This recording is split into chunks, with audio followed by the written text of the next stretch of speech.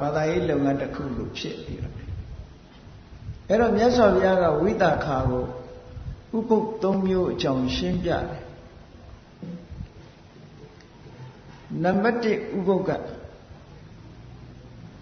နွားချောင်းသားရဲ့စိတ်ထားနဲ့နှိုင်းရှင်ပြီးတော့ပြောရတဲ့ဥပုပ်ဆောင်ပြီးတဲ့အဲ့ဒါကတစ်ခုအဲ့ဒါကိုပါဠိလိုဂောပါလကုပောဒထဂောပါလကဥပောဒထဂောပါလကဆိုတာနွားချောင်းသားဥပောဒထဆိုတာဥပုပ်နွားချောင်းသားဥပုပ်ဆိုတာနွားချောင်းသားတွေစောင့်တဲ့ဥပုပ်ကိုပြောတာမဟုတ်ဘူးနွားချောင်းသားရဲ့စိတ်နဲ့စိတ်ထားနဲ့နှိုင်းရှင်ပြီးတော့ပြောရတဲ့ဥပုပ်မျိုးလို့ဒီလိုဆိုလို့လေအဲ့တော့ဥပုပ်တယ်တွေဟာဥပုပ်ဆောင်ပြီဆိုလို့ရှိရင်မှန်ကန်တဲ့စိတ်ထားရှိဖို့ကျင့်သုံးတဲ့အခါမှာဤစနစ်ကြားနာဖို့အမတန်မှအရေးကြီးတယ်ဆိုတာထင်ရှားတယ်ဥပုပ်ဆောင်တယ်လို့ဆိုပြီးတော့မှန်ကန်တဲ့ရည်ရွယ်ချက်တွေမပြည့်ဘူးအတိတ်ပဲမရှိဘူးဆိုလို့ရှိရင်ထိုဥပုပ်ဆောင်ခြင်းရဲ့အကျိုးဟာများစွာရမှာမဟုတ်ဘူးဒါကြောင့်ဝိသခာကိုမြတ်စွာဘုရားရှင်းပြတဲ့နံပါတ်1ဥပုပ်ကနွားချောင်းသားရဲ့စိတ်ထားနဲ့နှိုင်းရှင်ပြီးတော့စောင့်နှိုင်းရှင်ရမယ့်ဥပုပ်မျိုးတဲ့ဥပုပ်ဆောင်ခြင်းမျိုးကတစ်ခုနောက်တစ်ခုကနိဂန္ထုပောဒထလို့ခေါ်တယ်နိဂန္ထဆိုတာဗုဒ္ဓလက်ထက်တော်ခါကာလတုန်းကဘာသာရေးတစ်ခုပေါ့ဒီကနေ့အိန္ဒိယခေတ်မှာဂျိန်းဘာသာဝင်လို့ခေါ်တယ်ဂျိန်းဘာသာလို့ခေါ်တယ်ဘုရားမြတ်စွာလက်ထက်တော်ကတော့ဂျိန်းလို့မခေါ်ဘူးနိဂန္ဓလို့ခေါ်တယ်အဲ့ဒီနိဂန္ဓယဟန်တွေကလမ်းညွှန်မှုပြုပြီးတော့စောင့်တဲ့နိဂန္ဓတွေရဲ့တရားဓမ္မတွေစောင့်တဲ့ဥပုပ်မျိုးတဲ့အဲ့ဒီဥပုပ်ကိုမြတ်စွာဘုရားထည့်ပြီးတော့ဟောတာလို့ရှိတယ်ဒါနဲ့တတိထားเสียဒီကနေ့ခေတ်မှာလည်းပဲအခြားဘာသာတွေမှာလည်းဥပုပ်တွေရှိနေကြတယ်နောက်တစ်ခုကအရိယုပောဒထမြင့်မြတ်တဲ့ပုဂ္ဂိုလ်တွေစောင့်သုံးတဲ့ဥပုပ်တဲ့ဟောဒီဥပုပ်ကဒါအဓိပ္ပာယ်ရှိတဲ့ဥပုပ်ဖြစ်ရမယ်အဲ့တော့ဘာသာရေးလုပ်ငန်းတစ်ခုဟာစနစ်တကျနီလမှန်မှန်ကန်ကန်လုပ်တတ်မှအကျိုးရှိတယ်ဘယ်ရာပဲဖြစ်ဖြစ်ဒါကမှန်ကန်တဲ့နီလနဲ့ကြိုးစားအထောက်မှအရာရာမှာအောင်မြင်တယ်အကျိုးရှိတယ်ဆိုတာလားသို့မဟုတ်လို့ရှိရင်ရည်မှန်းချက်အတိုင်းဖြစ်ချင်မှဖြစ်အေးကောင်းပြီနွားချောင်းသားစိတ်ထားနဲ့နှိုင်းရှင်ပြီးတော့ပြောရတဲ့ဥပုပ်ဆောင်နည်းဆိုတာဘယ်လိုဟာတော့ဘုရားဘာသာဝင်ပဲဖြစ်ဖြစ်ဘာဘာသာဝင်ပဲဖြစ်ဖြစ်အထူးအဖြင့်ဘုရားဘာသာဝင်တွေတရင်နေ့အခါကာလမှာ၈ပါးသီလစောင့်တည်ပြီးတော့ကျောင်းကံဖျားသွားပြီးတော့ဥပုပ်ဆောင်ကြတယ်အဲ့ဒီလိုဥပုပ်ဆောင်တဲ့အခါမှာမဆောင်နေကြတဲ့ကဘာတွေလုပ်တာတချို့ဥပုပ်တယ်တွေရဲ့စိတ်ထားကိုပြောပြမဆောင်ခင်ကဘာလုပ်တော့ဆိုဥပုပ်ဆောင်တယ်ဆိုရင်နေ့12နာရီရနေပြီးတော့နောက်တရက်မနေ့အာယုမတက်ခင်မစားရဘူးဆိုတဲ့အတိကလေးဝင်မနေဘူးလားဝိကာလဘောဇနာမစားရဘူးဆိုတာလေးသိနေတော့ဘာကြောက်တုံဆိုရင်ထမင်းဆာမှာကြောက်တယ်အဲ့တော့ထမင်းဆာမှာကြောက်တဲ့အခါကျတော့ဥပုပ်ဆောင်သွားမယ်ဆိုလို့ရှိရင်ဖွဲရာရာတွေချက်ပြုတ်ကောင်းတို့ရာရာတွေချက်ပြုတ်ပြီးတော့ထမင်းမစားအောင်ဆိုပြီးတော့ပို့ပြီးတော့စားဖို့ကြိုတင်ပြီးတော့ပြင်ဆင်တယ်မလုပ်ဘူးလားအဲ့ဒါမျိုးပြင်ဆင်အဲ့ဒါလို့ကြိုတင်ပြင်ဆင်ပြီးကောင်းတို့ရာရာတွေစားနောက်တစ်ရက်အတွက်တွေးသေးတယ်ဒီနေ့တော့ကြက်သားဟင်းနဲ့စားတယ်နောက်ရက်ကျတော့ဝက်သားဟင်းနဲ့စားမယ်ဟိုနောက်တစ်ရက်ကျတော့ဘာဟင်းချက်မယ်လဲဆိုပြီးတော့အစားအသောက်ကိုစိတ်ကူးပြီးတော့စောင့်တဲ့ဥပုပ်မျိုးတွေလည်းရှိတာပဲဒါအေးမြတ်စွာဘုရားကဒီကနေ့ဘာဟင်းနဲ့စားတယ်လက်ပြင်ကဘာဟင်းစားမယ်တပတ်ခါဘာဟင်းစားမယ်အစားအသောက်တွေကိုစီမံပြီးစိတ်ကူးပြီးတော့စောင့်တဲ့ဥပုပ်မျိုးတွေတဲ့ အဲ့ဒီဥပုပ်မျိုးတွေကအကျိုးသိပ်ပြီးတော့မရှိဘူးတဲ့နွားကြောင်းသားတွေစိတ်သဘောထားနဲ့သွားတူနေတယ်အစားအသောက်ပေါ်မျောလင့်ပြီးတော့စားစရာတောက်စရာတွေမျောတွေးပြီးတော့စောင့်နေတဲ့ဥပုပ်မှာဘာဥပုပ်တော့ဘာကိုမျောတွေးတာတော့ဆိုလို့ရှိရင်စားစရာတောက်စရာမျောတွေးခြင်းသည်အဘိဓါဆိုတာစားစရာအာယုံပေါ်မှာရှင်းရှုတွေးနေတဲ့လောဘစိတ်တွေဖြစ်နေတယ်ဒါပြောတာနော်ဒီနေ့ဒီဟင်းစားပြီးတော့ဥပုပ်ဆောင်တယ်နောက်ရဲကြတော့ဟိုဟင်းစားမယ်ဟိုအစားစားမယ်နဲ့အစားအစာတွေပေါ်မှာစိတ်အများကြီးရောက်ပြီးတော့စောင့်တဲ့ဥပုပ်တဲ့ဥပမာမဲ့နွားချောင်းသားတွေဟာနွားကိုကြောင်းပြီးတော့တနေ့ကုန်တဲ့အခါနွားတွေမောင်းပြီးတော့ခြံတဲ့ထက်နွားပိုင်ရှင်ကိုပြန်အပ်ပြီးတော့သူတို့ဘာတွေစိတ်ကူးတော့ဆိုရင်ဒီကနေ့ဒီနွားအုပ်ကိုဒီစချက်မှကျွေးပြီးတော့ဒီနေရာမှာရေတိုက်တယ်လက်ပြင်ကကြတော့တို့စချက်ပြောင်းရမယ်ဒီစချက်မဟုတ်တော့ဘူးနောက်ထပ်စချက်တနေရာပြောင်းပြီးတော့ဘယ်နေရာမှာရေတိုက်မယ်ဆိုတဲ့စီမံချက်တွေမချကြဘူးလားနွားကြောင်းသားတွေဟာဒီကနေ့ဒီနေရာမှာနွားကြောင်းတယ်လက်ပြင်ကဟိုနေရာမှာကြောင်းမယ်ဆိုတဲ့စိတ်ကူးနဲ့နေတယ်လို့ပဲဥပုပ်တယ်ဟာလည်းပဲဒီကနေ့ဒီဟင်းနဲ့စားတယ်လက်ပြင်ကကြတော့ဟိုဟင်းချက်မယ်ဟိုအစားစားမယ်ဆိုပြီးတော့စားရေးတောက်တာကိုလုံးပန်းပြီးတော့စားရေးတောက်တာကိုသာတွေးတောပြီးတော့စောင့်တဲ့ဥပုပ်မျိုးဟာနွားကြောင်းသားစိတ်သဘောထားနဲ့တူးနေသည့်အတွက်ကြောင့်မြတ်စွာဘုရားကအဲ့ဒါကိုဂောပါလကုပောဒထာ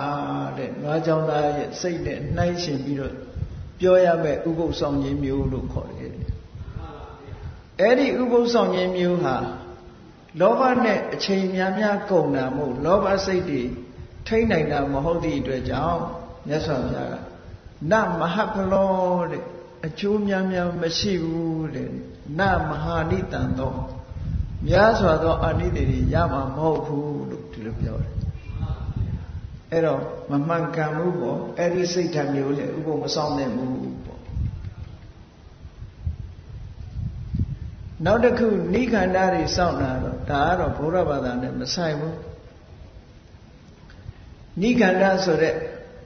ပုဂ္ဂိုလ်တွေကဥပုပ်နေ့မှာဆိုရင်သူတို့တရားဓမ္မတွေကိုပြောတယ်တဲ့ဘာပြောတော့ဆိုစောင့်တည်ခိုင်းတယ်သူတို့ယူခိုင်းတဲ့သီလကဘာတော့ဆိုလို့ရှိရင်အရှိအယမျက်နှာမှာယူဇနာတရားရဲ့ဟိုဘက်ကတ attva တွေမတတ်ဘူးလို့အဓိဋ္ဌာန်လိုက်တောင်ဘက်ကလည်းပဲယူဇနာတရားရဲ့ဟိုဘက်ကတ attva တွေမတတ်ဘူး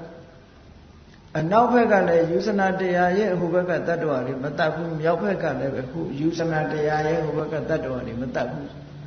ယူဇနာတရားဆိုတာတယူဇနာတွေမဲ့10မိုင်12မိုင်ရှိတယ်ယူဇနာတရားဆိုအလွန်ဝေးတာမဟုတ်လားအဲ့တော့ဒီအတွင်းကတ attva တွေကိုတော့တတ်မယ်ဆိုတဲ့အဓိပ္ပာယ်ရနေတယ်ဟုတ်ကဲ့သူဥပုပ်ကစောင်းပုံဆောင်နည်းကနေမြေနဲ့ကန့်တက်ပြီးတော့စောင့်တာသူကယူဇနာတရားအပြင်ဘက်ကတက်ရှိတ attva တွေကိုမစောင့်ဘူးပါဏာတိပါဒထိမ့်သိမ်းဆောက်ရှောက်မယ်အရှိဘက်ကယူဇနာတရားဟိုဘက်တောင်ဘက်ကယူဇနာတရားဟိုဘက်အနောက်ဘက်ကယူဇနာတရားဟိုဘက်မြောက်ဘက်ကယူဇနာတရားရဲ့ဟိုဘက်မှာရှိတဲ့တ attva တွေကိုမတတ်ပါဘူးလို့ဟောပါဏာတိပါဒဝေရမဏိသူတို့အပေါ်မှာတပ်ဖြတ်ညှင်းဆဲမှုမလုပ်ပါဘူးရှောင်ကျင်မမယ်လို့ဆိုတဲ့ဥပုပ်အဲ့ဒီဥပုပ်ကတော့တော်တော်လူပါဝါတဲ့ဥပုပ်ပဲเนาะဘာလို့လဲဆိုလို့ရှိရင်တတ္တဝါတတ်ခြင်းဟိုဝေးကြီးထီအောင်ဘယ်သူကသွားတတ်နေမလို့အဲ့တော့အတွင်းသားကလက်လန်းမိတာတွေတော့တတ်လို့ရတယ်ဆိုတဲ့အဓိပ္ပာယ်ကရနေတယ်ပြီးတော့ဥပုပ်နေ့မှာဘာဆိုခိုင်းသေးတုံးလို့ဆိုတဲ့အခါကျတော့ငါဟာဘယ်သူနဲ့မှမပတ်သက်ဘူးဘယ်သူဟာမှမဟုတ်ဘူးတခြားလူဟာလည်းငါနဲ့မဆိုင်ဘူးငါရဲ့ဟာငါရဲ့ဆွေမျိုးမဟုတ်ဘူးလို့နှုတ်ကနေဆိုပြီးတော့စောင့်တည်ရတယ်တဲ့ဥပုပ်စောင့်တည်ရတယ်နော်နာဟံကွသနိကတ္တစီကိစ္စနတတ္တမိပါဠိလိုကြတာနသမမ ကွာစနိကိစ္စနတတ္ထိအတိပ္ပယ်ကတော့ငါဟာဘသူရဲ့မှကြောင်းကြဆိုင်ရမဲ့လူမျိုးမဟုတ်ဘူးတခြားလူတယောက်ဟာလည်းငါရဲ့ကြောင်းကြဆိုင်ရမဲ့လူမျိုးမဟုတ်ဘူးငါအမျိုးလည်းမဟုတ်ဘူးဘာမှမတော်ဘူးဆိုတဲ့ဒီအဋိဋ္ဌံချက်ကိုဆိုရတယ်တဲ့အဲ့ဒီဥပုသ်ဆောင်တဲ့နေ့မှာဒါနိဂန္ဓတွေဆောင်တဲ့နေ့အဲ့တော့သူတို့စောင့်တဲ့ဟာနှစ်ချက်ရှိတယ်ယူဇနာတရားရဲ့ဟိုဘက်ကတ attva တွေကိုမတတ်ဘူးလို့ဆိုတော့တချို့တ attva တွေကိုတော့တတ်ခွင့်ရှိတယ်ဆိုတော့တဏှာရမဲ့တ attva ကရှိတယ်မတဏှာရမဲ့တ attva ရှိတယ်ဟောတတ်လို့ရတဲ့တ attva ရှိတယ်တတ်လို့မရဘူးဆိုတဲ့တ attva ရှိတယ်ဆိုတချို့တ attva တွေပေါ်မှာမေတ္တာကရုဏာထားပြီးတချို့တ attva တွေပေါ်မှာမေတ္တာကရုဏာမထားရမရောက်ပေဘူးလားရောက်သည့်အတွက်ကြောင့်သူတို့ဟာတ attva အချို့ပေါ်မှာမေတ္တာကရုဏာထားတယ်တ attva အချို့ပေါ်မှာမေတ္တာကရုဏာမထားဘူးလို့ဆိုကြတဲ့ကမမြတ်မတတဲ့မေတ္တာစိတ်နဲ့စောင့်တဲ့ကုသိုလ်ဖြစ်နေပြန်တယ်မမြတ်မတတဲ့စိတ်ဓာတ်နဲ့စောင့်နေဖြစ်နေလို့ရသော်ဘုရားကအကျိုးမရှိဘူးတဲ့အဲ့ဒီလိုစောင့်နေလို့နောက်တစ်ခုကငါကဘသူမှငါဟာဘသူရဲ့ဆွေမျိုးမှမဟုတ်ဘူးငါဟာဘသူမှကြောင်းကြဆက်ရမယ့်ပုဂ္ဂိုလ်မဟုတ်ဘူးလို့ဆိုခိုင်းတယ်တခြားလူတယောက်ဟာလည်းငါနဲ့ဘာမှမသက်ဆိုင်ဘူးငါရဲ့ဆွေမျိုးမဟုတ်ဘူးပစ္စည်းဥစ္စာတွေလည်းငါဟာမဟုတ်ဘူးလို့ကြေညာခိုင်းအဲ့ဒီလိုကြေညာပြီးနောက်တည့်ရက်ကျတော့သူမိသားစုတွေအားလုံးကလည်းပဲငါဒီဘသူနဲ့မှမပတ်သက်ဘူးလို့ပါဇက်ကသာဆိုတာသူ့အမေကအမေပဲအဖေကအဖေပဲသားသမီးကသားသမီးပဲမဖြစ်ဘူးလားမိဘတွေကလည်းပဲဒါငါတို့သားပဲဒီလိုပဲမသိဘူးလားအဲ့ဒါကိုအတင်းလိန်ခိုင်းရရောက်တယ်တဲ့မြတ်စွာဘုရားဘုဒ္ဓဝါဒကရှောင်ရမယ့်အစာဘုဒ္ဓဝါဒဆိုခိုင်းတာနဲ့တူးနေတယ်ငါဟာဘသူနဲ့မှမပတ်သက်ဘူးဘသူရဲ့ဆွေမျိုးမှမဟုတ်ဘူးဆိုတာကလိန်နာခြင်းတစ်မျိုးဖြစ်နေတယ်တဲ့ဘုဒ္ဓဝါဒကိုဆိုခိုင်းရရောက်တယ်နောက်တည့်ရဲ့ဥပုပ်ကထွက်တဲ့အခါကျတော့အိမ်မှာသူရှိတဲ့ပစ္စည်းတွေခုနကတော့ကြေညာထားတယ်ငါနဲ့ဆိုင်တဲ့ပစ္စည်းမရှိဘူးလို့ငါဟာမဟုတ်ဘူးလို့ကြေညာထားပြီမဲ့လို့မပြောမပြုနဲ့အဲ့ဒီကြေညာထားတဲ့ပစ္စည်းတွေကို तू ကယူသုံးတယ်ဓာတုပစ္စည်းကိုအယက်မှာဟုတ်ကဲ့အဲ့ဒါလို့ယူသုံးတယ်ဆိုလို့ရှိရင်ဘာဖြစ်တုံအဋိဏဒါနမဖြစ်ဘူးလား तू ကြေညာထားတာငါဟာမဟုတ်ဘူးလို့ तू ကကြေညာထားတာအဲ့တော့ကြေညာထားတဲ့ပစ္စည်းကို तू က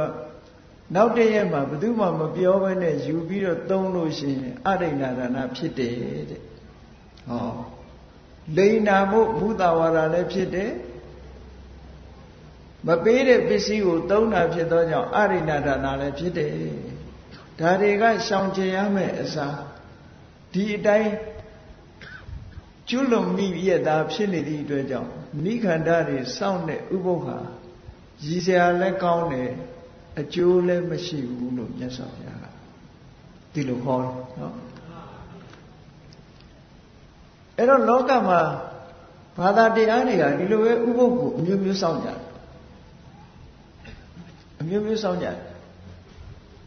ဥပုသ်နေ့တတ်မှတ်ပုံချင်းကလည်းတဦးနဲ့တဦးမတူဘူးဥပုသ်စောင့်တာချင်းလည်းမတူဘူးဘုရားမြတ်စွာရဲ့အရိယဥပောဒထလို့ခေါ်တဲ့သူတော်စင်တွေစောင့်သုံးတဲ့ဥပုသ်ကတော့အဲ့ဒါမျိုးမဟုတ်ဘူးတဲ့